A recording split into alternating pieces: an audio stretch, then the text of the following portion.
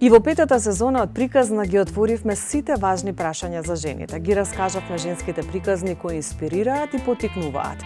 Тоа се приказни за жени кои не бараат дозвола да бидат своји, туку храбро, истрајно и сигурно создаваа нов простор за нивните следбенички.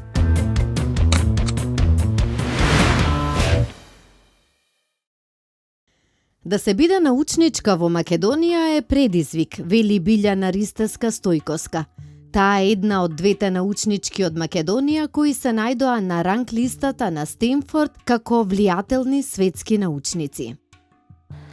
Не е лесно да се биде и жена научник во Македонија, затоа што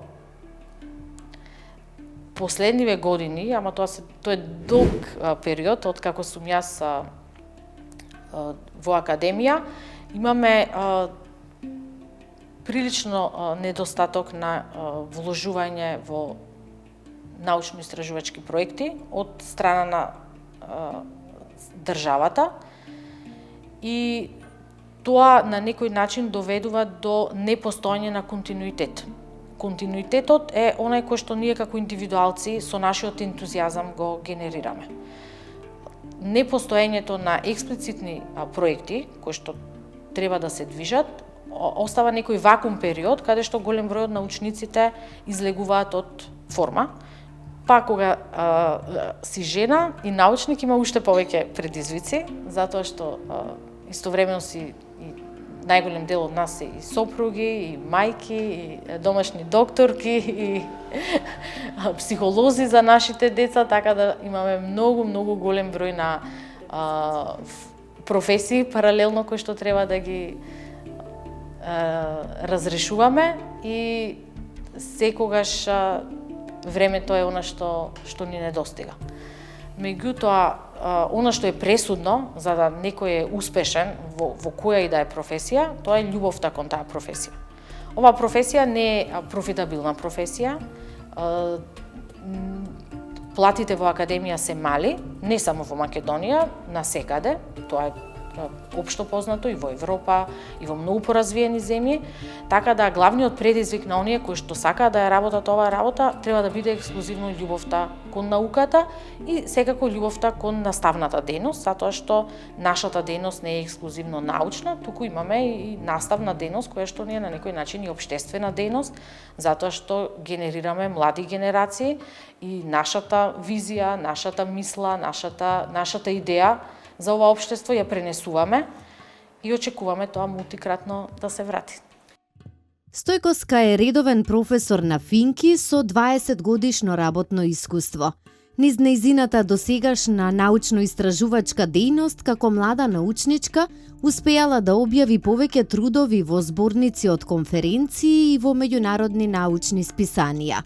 Нејзините научно-истражувачки залагања и овозможија да се најде во 2 од 100 светски научници според рангирањето на Универзитетот Стенфорд. Родена сум во Охрид, таму израснав, таму ги минав детските денови, имав прилично безгрижно, убаво детство, со многу игра, со многу смеа. Основното и средното училиште ги заврши во родниот крај и уште од тогаш особено негував афинитети кон природните науки и кон математиката.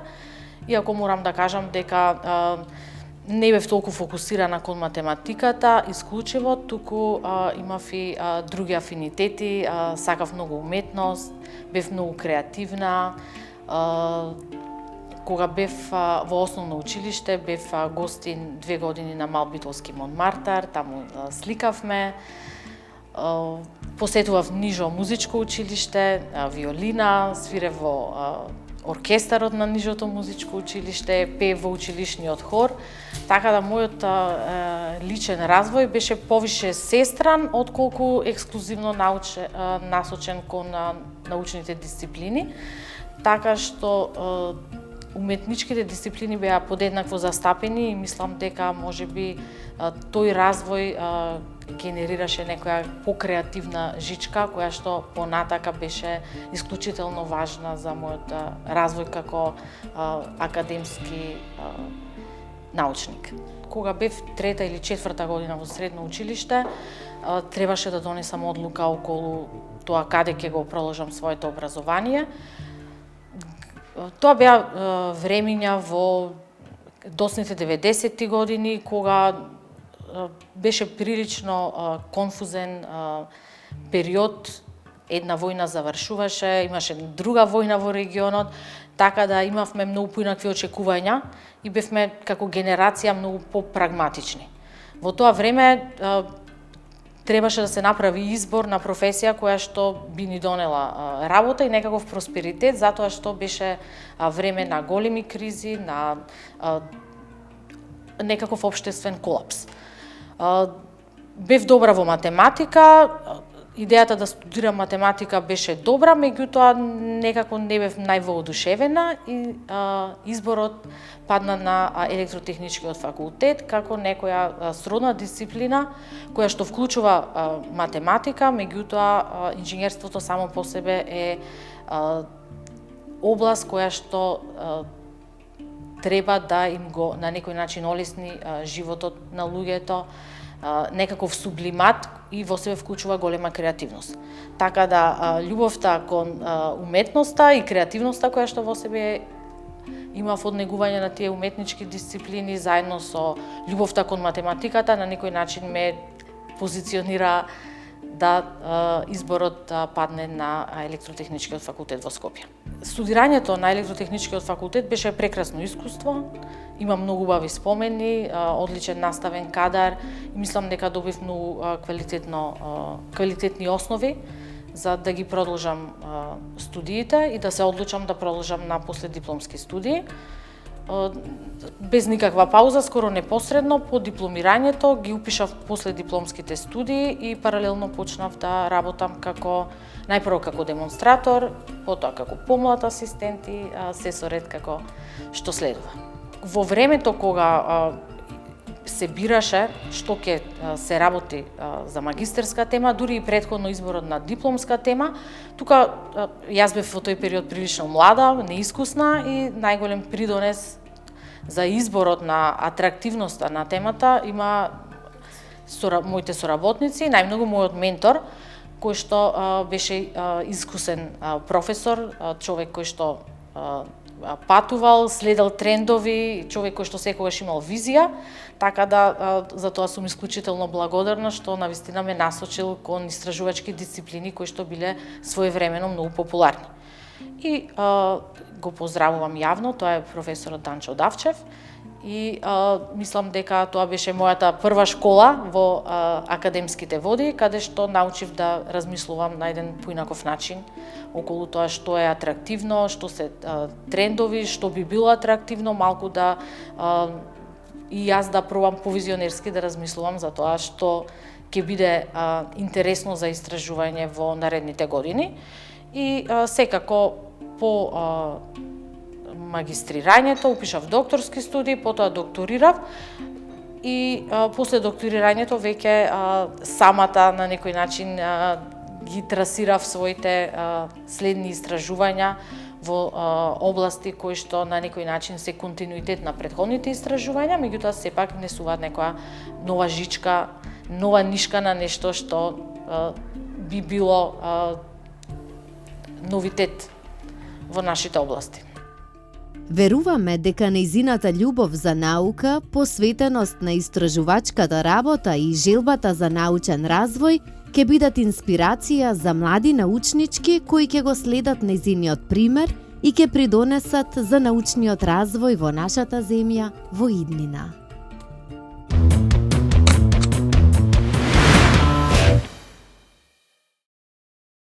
Рисима Рисимкин е жената која ја претвори танцовата сцена во сопствен универзум. Таа е кореографка, професорка, визионерка и една од најважните фигури на современиот танц во Македонија и регионот. Нејзиниот сензибилитет, потребата за истражување и создавање нешто свое ја водат кон современиот танц, тогаш речиси непозната уметност кај нас. Современиот танц е уметност на 20-тиот, 21-виот век. Значи, тоа е една актуелна уметност која што во западната цивилизација посебно, нели, каде што ние припаѓаме, извонредно прифатен е еден јазик на уметничка комуникација на највисоко можно ниво. Сите големи класични балетско-оперски куќи, како Париска опера, Метрополитен, не знам, Садлерс Велс, сите тие покрај класичниот балет негуваат и современ танц. Незината приказна е приказна за храброст да создаваш сосема нов свет таму каде што никогаш немало патека. Би го споредила, например, со некакво градење на куќа, бидејќи тоа е еден креативен процес. Пред се морав на некој начин да ги убедам луѓето, нели, дека тоа што го правам е вистинско. По тој пат некако многу ги разбранував водите. Тука имав доста, да речам, некаков тип на препреки, на несогледување дека тоа ја што го правам може да биде добро, дека зошто сега, прашањата беа од типот, ама зашто сега, зошто ти е потребно да правиш нешто поинаку. А јас во принцип секогаш сакам да работам поинаку и мислам дека кога тргнав по патот на кореографијата, го открив тој прекрасен, би рекла, пат по кој што еве одам веќе долги години и сум задоволна од начинот на кој што се справував со нештата, бидејќи единствено вербата всушност ме водеше напред и без разлика на сите препреки јас сакав да стигнам таму каде што сум, да речеме, денеска. Доколку не се занимавам со нешто ново, мене ми е многу досадно. Значи, постојано барам некои нови начини на кои што можам да се изразам и наоѓам инспирација во секојдневниот живот, во средбите, со студентите, со други уметници, од некакви случаи што ми се случуваат, она што го читам за уметниците ни светот, кога се сретнувам со уметници од светот. Значи, просто мислам дека тоа што ме држи е љубопитноста и желбата за нешто ново. Рисима како многу млада влегува во танцови води и многу бргу покажува дека не е само талентирана, таа е различна. Инспиративен е фактот дека Рисима работи нешто што никогаш не било подготвено кај нас. Не постоеше систем, инфраструктура, јасна поддршка, но таа веруваше, градеше, не се штедеше. Со проекти, фестивали, настапи, соработка со странски уметници, со многу љубов. Затоа денес Македонија има препознатлива танцова сцена. Многу е чуден тој процес и за мене е многу тешко да зборувам за тој процес, на некој начин е необјаснив.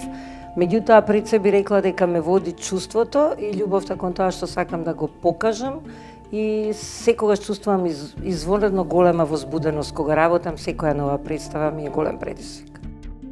На сцена и во студио Рисима не само што танцува, таа гради цела нова естетика. Незините кореографии се комбинација од движење, музика, атмосфера и емоција, секогаш со цел да го разбудат гледачот. И затоа секоја незина представа е искачување на нов врв. Таа танцот и телото ги користи и како јазик со кој зборува. Па телото е инструмент со кој што ние работиме, нели? Тоа е една фраза која што веќе подолго време ја кажуваме. Меѓутоа, јас би кажала еден цитат од Пина Бауш, а тоа е танцуве, инаку сме изгубени. Значи, мислам дека телото може се да каже и дека тоа е еден извонреден начин на комуникација и пренесување на порака, доколку се разбира, знаете што точно сакате да направите и како таа порака да ја пренесете пред публиката. Таа и дава форма на уметноста. Рисима е приказна за храброст и за љубов кон движењето што станува живот. Љубовта кон танцувањето е најважно. Сите тие, да кажам, нешто што ги набројавте треба да ги поседува еден танчер, меѓутоа без љубов, без огромна посветеност не може да се успее. Со годините создава школа, центар, генерации танчери. Од незината визија започнуваат кариера многу уметници кои денес играат на европски и светски сцени. Знаете како ние работиме, јас тоа го велам, работиме во група, меѓутоа индивидуално со секој танчер посебно И за мене најголем предизвик сушност е да разбудам кај нив, да го разбудам чувството за кое што тие не се секогаш свесни. Бидејќи секој од нив има посебен талент, некогаш се плашат од себе си, некогаш не можат точно да се изразат, некогаш паѓаат во некаква апатија, депресија. Меѓутоа, секогаш сакам од нив да им помогнам, да се пронајдат себе си и она што е најважно да го излечам најдоброто од нив. И се трудам, мислам, да им објаснам дека ова што мислат во моментот дека е тешко, бидејќи се млади, па не знам, сите политички состојби околу нас, тоа секогаш, секаде на секој може и му се случува, и во најуспешните земји, трновите патот до успехот и подобро кажано е трновите патот до осознавањето себе си. Тоа не е едноставен пат, меѓутоа еднаш кога ќе се најдете, тогаш можете вистински да почнете да работите и да творите и да креирате. И најубавото е што нејзината приказна се уште се пишува. На промоцијата на нејзината монографија Рисима од новинарката Јасна Франговска им се заблагодари на сите кои правеа пречки во кариерата. Тоа го кажувам символично во смисла на тоа дека повторно го врзувам со младите генерации, бидејќи секогаш има препреки, треба тие да се совладуваат.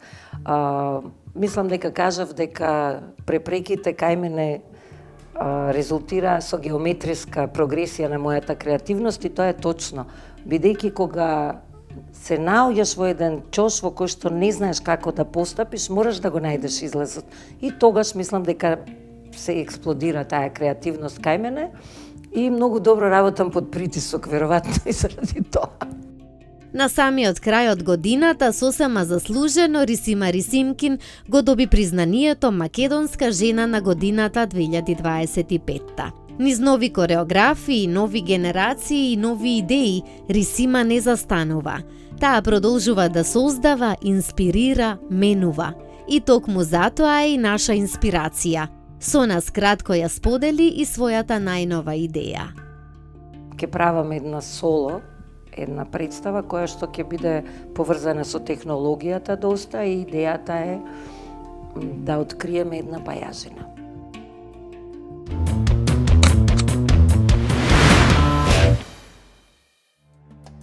Жените успехот треба да го докажуваат повеќе пати, за да биде валоризиран. Се уште се справуваме со стереотипи и предрасуди кои не влечат од тоа што порано традиционалното општество го носело и се уште го носи. Организацијата на семејството е нешто што е со векови присутно на одреден начин. И тоа е приказната за јасна распределба на улоги, за патриархатот, за доминантната улога на мажите, за подредената улога на жената во семејството. Значи, тоа е нешто што до вчера, да не кажам и денеска уште го имаме во голем број на средини и култури. И промената која што се случи во рамките на таа семејна организација, ние имаме голем број исто така на предрасуди. Знаете, дека предрасудата е дека мажот е глава на семејството, што би се значело дека ако нема маж во семејството, семејството е обезглавено. Мажот е стопан врз жената, што значи дека жена која што е сама во семејството е без стопан. Нели? Тоа е како да е баш онака како што рековте распуштеница. Не е случајно тоа. И исто така во однос на родовите улоги, различни предрасуди поврзани за улогата на мажот и жената во партнерскиот однос. Во тоа што значи неверство за маж и што значи неверство за жена. За маж ако изневери, барем и дури имате во одредени култури е тоа нормализирано, прифатено, очекувано, охрабрувано. И маж кој што има повеќе жени или кој што успева кај повеќе жени е мачо маж, тоа е мажиште, нели? А жена која што ќе се случи, да не кажам ќе си дозволи да има вонпартнерска врска или да има врска со, дури да не е во брак, да повеќе, веднаш добива епитет на проститутка, распуштеница, тоа е она приказната без стопање па е распуштена. И нормално е дека од тука нормално. очекувано е дека од тука ќе произлезат и одредени предрасуди во однос на самохраните жени и нели целовитите семејства, како би се рекло. Нормализацијата се гледа низ семејство, мајка, татко и по можност 2 до 3 деца. Тоа е дефиницијата за нормалното, нели, во семејството, што е далеку од вистина и има огромен број на самохрани или еднородителски системи, како ние ги викаме, кои што се далеку пофункционални од двородителските системи. Меѓутоа, останува таа приказна заради тоа што и тоа е различно. Оти ако ние прифатиме дека, односно ако се прифати дека и тоа е еднакво вредно како и ова, постои опасност дека ќе ги охрабруваме жените се почесто да не трпат доминација на мажот, да не трпат неправда, насилието да не го трпат и ќе се осмелуваат. Жените сакаат мир, сигурност, а нивното вклучување во донесувањето на одлуки може да биде клучна. Може да играат клучна улога при преговорите за мир и разрешување на конфликти и заложби за мир. Тие се секогаш поодржливи кога жените ги сметаме за еднакви партнери во спречувањето на насилство и преговорите за мир.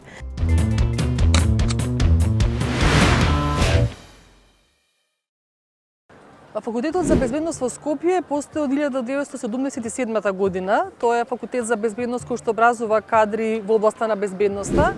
Можам да кажам и тогаш како студент на 11-та генерација, а и денеска како редовен професор, дека од секогаш заинтересираноста за студирањето на овој факултет од припадничките на женскиот пол била доста изразена. И тогаш постоеле бројни припаднички кои што го завршувале факултетот како дипломирани криминалистки, а можам малце поконкретно да кажам и за денешните услови, а тоа е дека отприлика околу 65% од студентите денеска на факултетот за безбедност се припаднички од женскиот пол. Тоа најверојатно се должи прво заради нивната заинтересираност, а второ и заради начинот на запишување на факултетите кој што денеска се базира на успехот од средно образование и веројатно ученичките се малку подобри во однос на успехот во средното образование, на што се резултира и големиот број на студентки на факултетот за безбедност денес. Започнувајќи од самото студирање, сакам да кажам дека девојките навистина се во целост рамноправни во однос на студирањето. Ние како факултет за безбедност имаме многу специфични вештини кои што се проучуваат на факултетот, почнувајќи на пример од специјалното физичко образование, каде што девојките заедно со своите колеги студенти учествуваат во борилачките спортови, во реализација на сценарија за самоодбрана. Исто така имаме една многу интересна и значајна активност, тоа е логорување, каде што се присутни одреден временски период во природа, таму изведуваат полициски тактички вежби и задачи, каде што студентките навистина рамноправно со своите колеги студенти ги извршуваат сите полициски овластувања. Дури би можела да кажам дека се забележува од нивна страна и една поголема проактивност и желба за докажување. Така да навистина можеме да кажеме дека постои една средина за учење која што погодува и за студентите и за студентките подеднакво.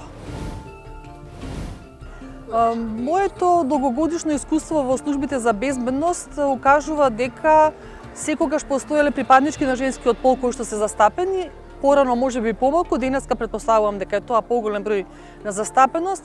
Меѓутоа, што сакам да го кажам, а тоа е дека навистина сме се чувствувале навистина со еднаков статус како со нашите колеги.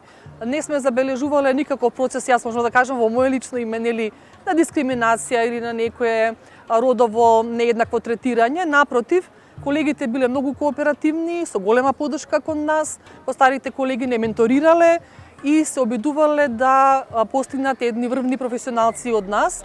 Со оглед на фактот дека сум работела цело време во оперативната дејност на службите, можам да кажам дека претежно колегите беа од машки пол, нели, меѓутоа секогаш сме имале професионална соработка во целост. Научно е докажано дека жените во делот на разузнавањето се особено успешни. Тоа е заради моментот кога се води информативниот разговор со одредени личности, жените искажуваат повеќе емпатија, сочувство, разбирање.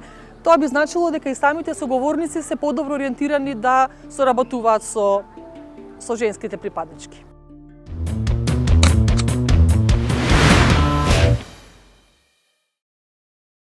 Даниела Алексовска е девојка која со неверојатна дисциплина, талент и непоколеблив дух го освои врвот на европските боречки спортови. Нејзината приказна е потсетник дека талентот отвора врати, но карактерот ги држи отворени. Се започнува во 2012 година. Даниела тогаш има само 6 години и со ранче на грб го започнува основното образование. Во исто време за прв пат зачекорува во сала за боречки вештини. Малечка, но решителна, со оган во очите што ќе ја води низ целиот спортски пат. Бидејќи на рана возраст го започнав овој спорт и искрено не сум ни размислувала во друга насока што би сакала да бидам кога ќе пораснам. И некако тој процес го терам веќе скоро 13 години и не сум имала желба да бидам нешто друго освен да се натпреварувам во мешани боречки вештини. Набрзо станува јасно дека таа не е само уште една девојка во спортот. Нејзината брзина, техничката умешност и неверојатно силниот карактер ја издвојуваат уште како дете. Брзо ги освојува македонските и регионалните рингови во џудо, граплинг, кикбокс, бразилско џиу-џицу, нејзиниот матичен спорт каде што е речиси непоразена. Повеќе мешани боречки вештини ми се супер за моментално што се натпреварувам во ММА, односно во мешани боречки вештини. И основата што имам од претходниве боречки вештини, како на пример тајбокс, горе стендап од раце, нозе удари, бразилска џиу-џица, борба на под, џудо, фрлање горе, така да миксот од тие све даваат еден добар продукт за натпревар во мешани боречки вештини. Толку многу напредува што се почесто останува без соодветен противник, ретка привилегија што ја имаат само врвните атлети. Па така, најмногу искуство имам во бразилска џиу-џица, во борби со кимоно и без кимоно. Там имам некаде над 100 и нешто медали, од кои 90 на 100 се златни. Последниве години Даниела целосно се посветува на ММА, најкомплетната и најтешката боречка дисциплина. Тука се спојуваат сите нејзини вештини: стратегија, сила, ментална подготвеност, издржливост и безпрекорна техника. Па предизвик е секој ден и секој тренинг, нели, учиме нови техники, имаме надпревари. Надпреварите се еден голем предизвик секоја сезона, повеќе и повеќе успех, така да конкретно еве ќе ги одвојам надпреварите како најголем предизвик во овој спорт. Во 2025 година Даниела го напиша најсјајниот дел од својата спортска биографија. Златен медал на Европското ММА првенство, резултат што ја постави на мапата на најдобрите борци во Европа. Минатата година се надпреварував исто на Европско првенство и освоив сребрен медал, а ми беше исто така и прв надпревар во ММА. И осетив дека можам идната година да го освоим Европското првенство и со малку повеќе тренинг и повеќе искуство се случи тоа оваа година.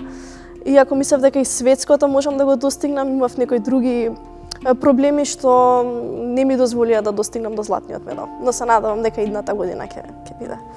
Златото од Европското првенство 2025 не е случајност. Тоа е резултат на илјадници часови тренинг, падови и станувања, жртви и верба дека може и мора повеќе. Во тие моменти мислам дека ништо не ти поминува низ глава, едноставно осеќаш само некој олеснување дека предизвикот завршил, дека си ја исполнил целта. И во тие моменти едноставно е све онака празно, нема простор за размислување. Па обично по 2 или по 3 тренинги имам во текот на денот.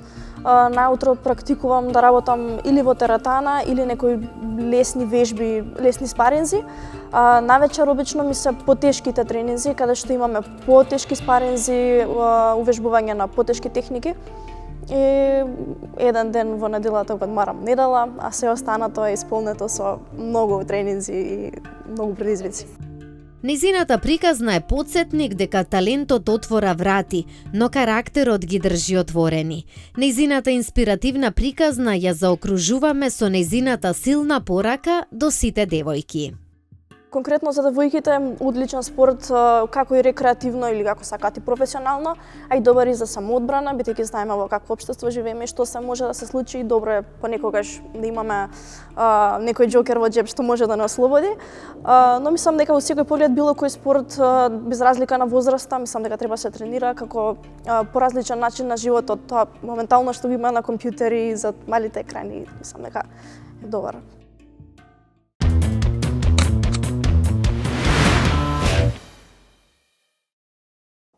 Дел од ракометарките кои ја испишуваа историјата во македонскиот женски ракомет е и Милева Велкова. Таа е член на златната генерација на кометал Ѓорче Петров, која не лансираше на европската елитна сцена. Кружен напаѓач кој беше столб на одбраната и во кометал, а како натурализиран играч со истата љубов и пожртвуваност гинеше и за дресот на Македонија. Беше дел од ренесансата на женскиот ракомет. Но како изгледал незиниот пат до професионален спортист? Како дете си безбрижен, не размислуваш многу за тоа кога почнуваш да се бавиш со некој спорт. Ние почнувавме многу покасни години него садашни деца. Јас почнав лично со 14 години. Со 16 више имам заминато од дома, каде више почнувам свој професионални пат ка успеху добровот кој ми се случи 2002 година. Многу работа. Пред све приватниот живот го немав како дете, бев само школа, тренинг, надпревари.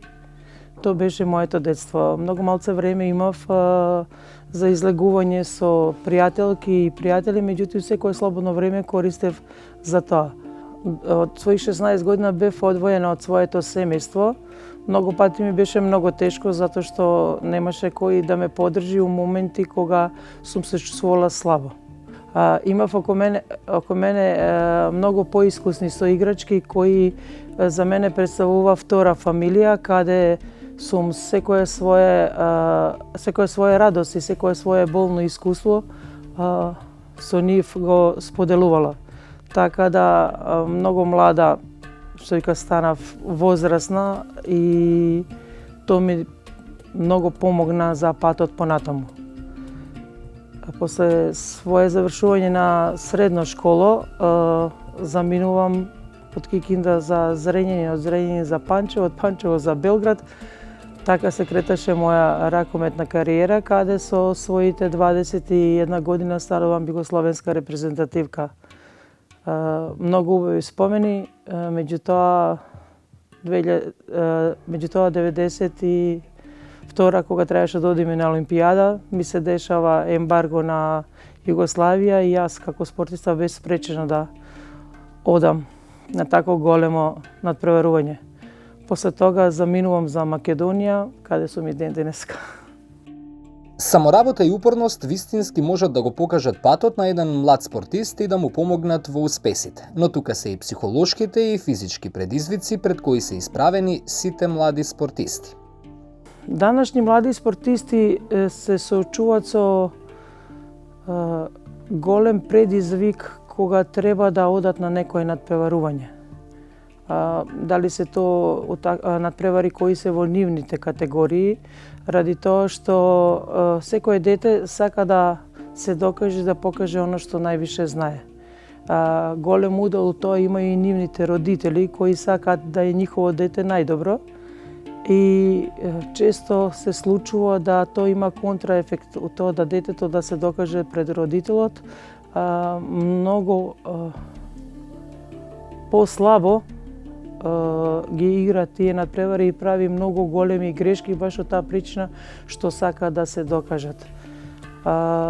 Тренери се тие што покушаваат со тие млади категории да направат најдобро што можат. Пред све треба да разбереме дека тие се само деца и дека они треба уште многу да научат да би могли да покажат оно што се.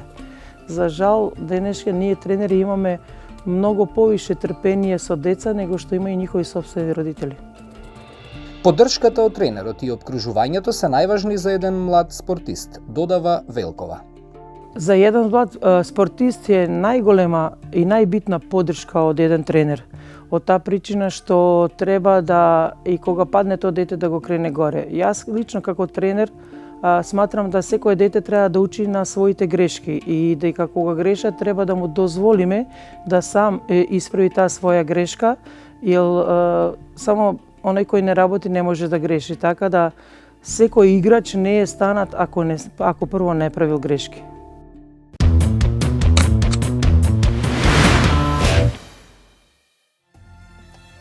Жените имаат право да ги уживаат највисоките достапни стандарди на физичко и ментално здравје. Менопаузата има силно влијание врз жените и женското здравје, а за неа малку се зборува.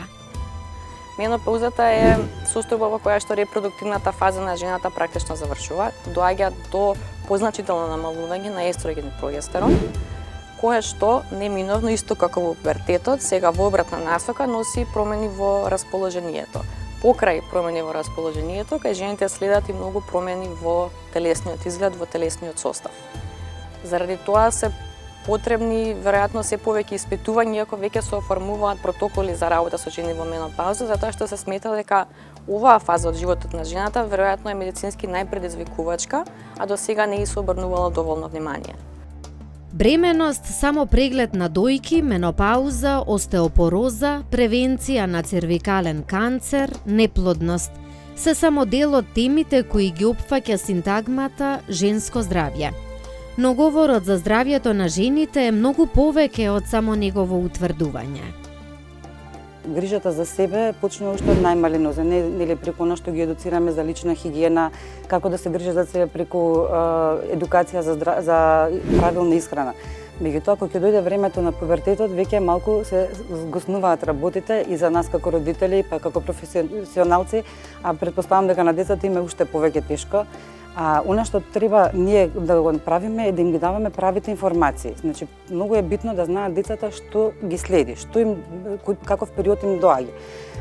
За менструалниот циклус мора да се зборува многу отворено, бидејќи тоа е многу битен сегмент од развојот на едно девојче и мора да знае што представува менструалниот циклус, како да се соочи со него и нормално личната хигиена која е многу битна во тој период. Се чини дека ние сепак сме уште општество во кое што има стигматизација, па дека е срамота кога имаш циклус.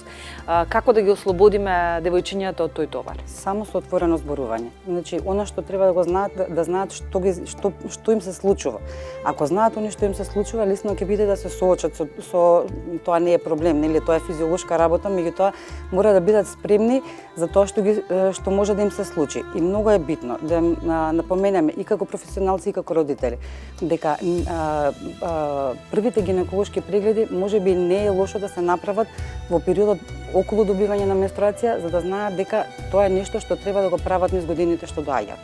Значи, многу е битно секој девојче да биде спремно дека треба да има свој гинеколог, со кој што ќе има близина, контакт, каде што може да се обрати за секој проблем што нели понатам си доаѓа низ годините.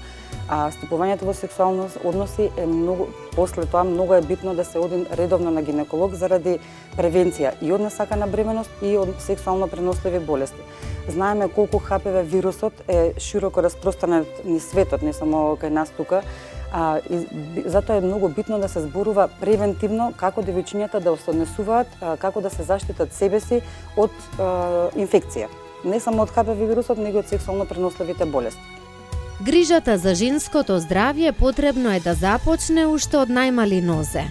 Треба уште во тинеџерски години да се воспостави култура на редовни прегледи, користење на контрацепција одговорно, запознавање со сопственото тело и гласно барање помош кога нешто не е во ред.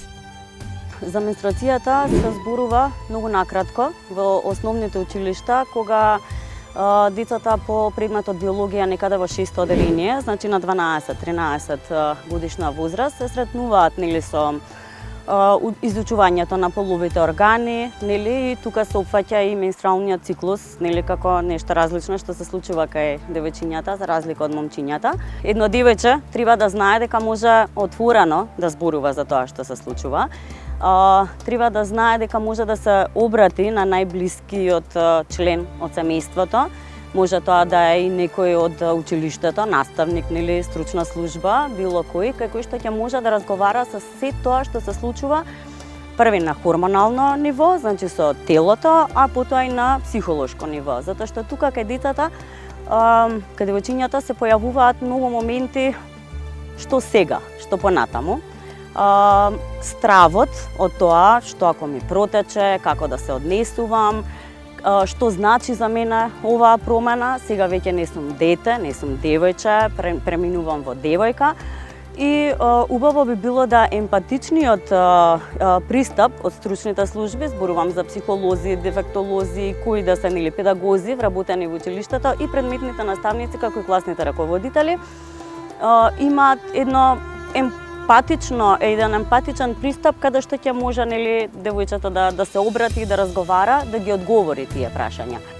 Во Македонија менструалната сиромаштија е се уште присутна. Речиси секоја трета жена барем еднаш немала финансиски средства за купување влошки и морала да импровизира со крпи или тоалетна хартија. 77% од жените трошат од 101 до 400 денари месечно на менструални производи. 90% од испитаничките сметаат дека треба да има бесплатни производи во јавните објекти.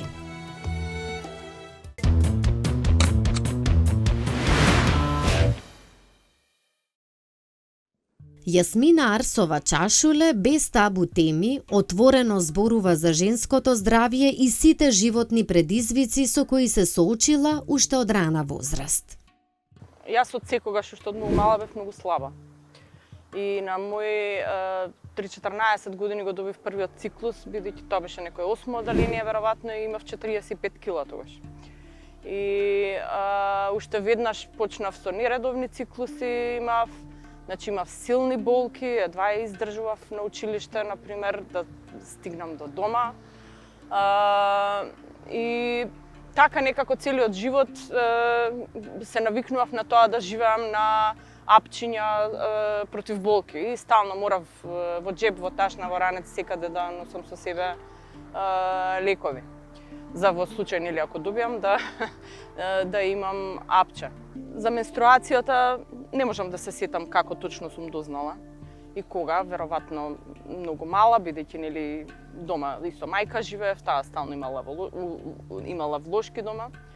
Меѓутоа знам дека од 5-то одделение некаде веќе имав другарки кои што седнуваа на клупа и кои што нели не вежбаа со изговор, мислам со реченица наставнику имам добиено. Во Песталоци, Џајо и Симо никогаш немале проблем со тоа и ги оставале девојчињата да не вежбаат, но во средно училиште кога отидов имавме една професорка која што велеше па што ако имаш добиено, можеш да вежбаш, што веројатно може некогаш и држи вода, меѓутоа може некогаш и држи вода, меѓутоа може некогаш и не, бидејќи зависно од девојката и од болките. Менструацијата за некоја жена не представува никаков проблем, но за повеќето, меѓу кои е и Јасмина, таа е болна состојба. Она што би сакала да го потенцирам и да го кажам е пред се тоа дека јас можеби во околината не сум имала проблем со некој да ми прирече, да ми се подсмева. Значи, таква ситуација е да кажеме, или може ако имало сум ја изигнорирала. Она што се сеќавам многу силно е тоа дека во училиштата никогаш немало убав хигиенски простор. Вецјата стално биле, а и до ден денес мислам дека не мислам, туку сигурна сум дека се неприлагодени за да можеме нормално да промениме влошка. И тоа се уште се случува. Значи, јас сум и во член на Советот на родители кај моето дете во училиште и на советите на родители исто така тоа се интензивно го зборуваме дека мораме да направиме нешто со вецјата да не смрдат, мораме да направиме простор да се остави, заради тоа што тоа се такви едни ситуации кога може мене не ми пречало, меѓутоа има сигурно не ми пречало. Сигурно ми пречало, меѓутоа сигурно има деца кои што и ученички кои што ќе си замине едноставно, ќе пропушти неделата таа седмица и нема да оди на настава баш од причина што не знам, има циклус. После болните менструации во животната приказна на Арсова Чашуле следела диагноза полицистични јајници, па скриен шеќер.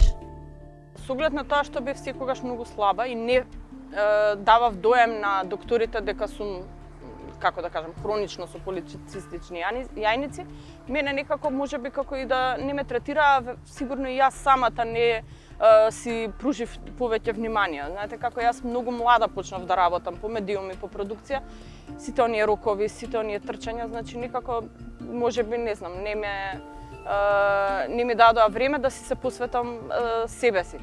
Но некаде на 28 години, на 27 години одлучив дека сакам да имам дете и почна една сага која што траеше околу 5 години.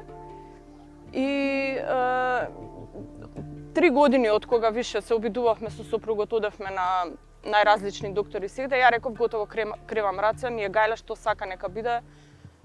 Ако останам трудна, останам, ако не останам, тоа е тоа. И имав среќа што доктор Даниела Иванова, која исто е во оваа емисија, на еден сосема случаен преглед ме праша: ти, вика, имаш ли дома во фамилија шеќер, заболени од шеќер? Викам да. И па провери скриен шеќер. Мене секогаш ми биле во ред крвните слики, мене секогаш шеќерот ми бил во ред, меѓутоа тука се покажа дека уствари искриениот шеќер доведе веројатно за после една година јас останав бремена и родив здраво право дете.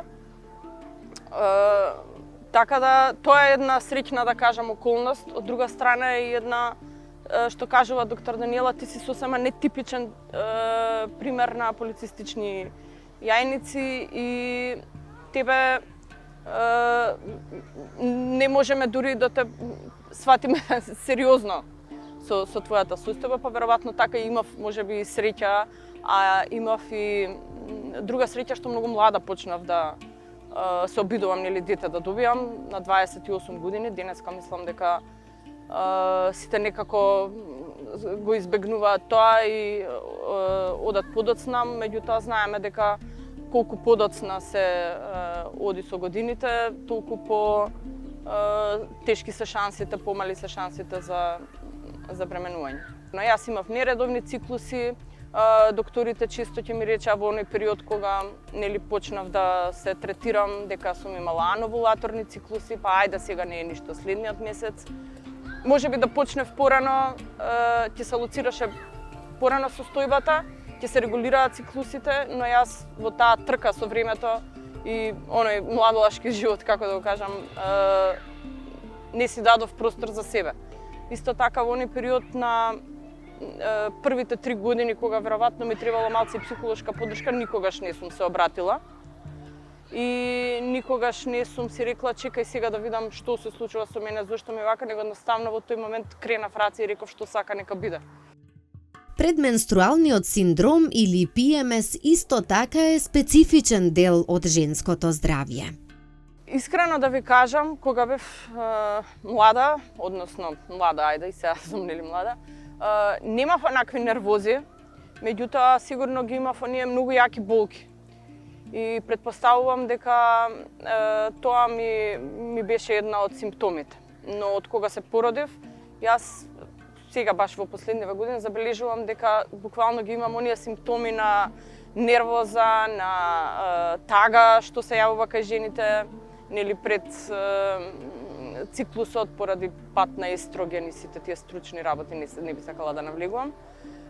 И тука некако повеќе сега ги чувствувам оние PMS симптоми, за разлика од претходно кога мислам дека можеби баш со болките сум ги имала повеќе. Следен вистински предизвик во животот на Јасмина ќе биде менопаузата. Да, тоа е многу интересно, бидејќи горе-доле сите сега другарките сме во тој период и само нешто чекаме. Да, нешто само чекаме и само кажуваме дека еве сега децата горе-доле сите ќе ни влезат во пубертет, а ние ќе влеземе во менопауза. Искрено да ви кажам, не знам како да се подготвувам. Се трудам колку можам да јадам здраво, се трудам на некои предизвици да не реагирам и да балансирам со све. И читам постојано, ете сега ги има нели на веб-сајтовите и баш прочитав дека во тоа е интересно и треба да го истражам понатаму во источњачката култура како жените уствари ја сваќаат менопаузата, кажуваат дека тоа е еден период кога уствари почнуваш една нова ера, да кажам. Разговорот го завршивме со нејзина препорака за идните генерации. Матичен гинеколог може девојчето да одбере уште на свој 12 години. Така да не е страшно и не е срамно да се одбере уште во најрана возраст, симптомите на детето да не се игнорираат доколку се тие силни болки, нередовни циклуси, значи мора да се посветиме малце на нашите деца. Исто така би сакала да испратам и еден апел и до Министерството за образование како клучна институција, како клучна точка, каде што ќе се потрудиме сите и советите на родители, да кажем, и училишните совети и министерствата, да тоалетите ни бидат како што треба да ни бидат.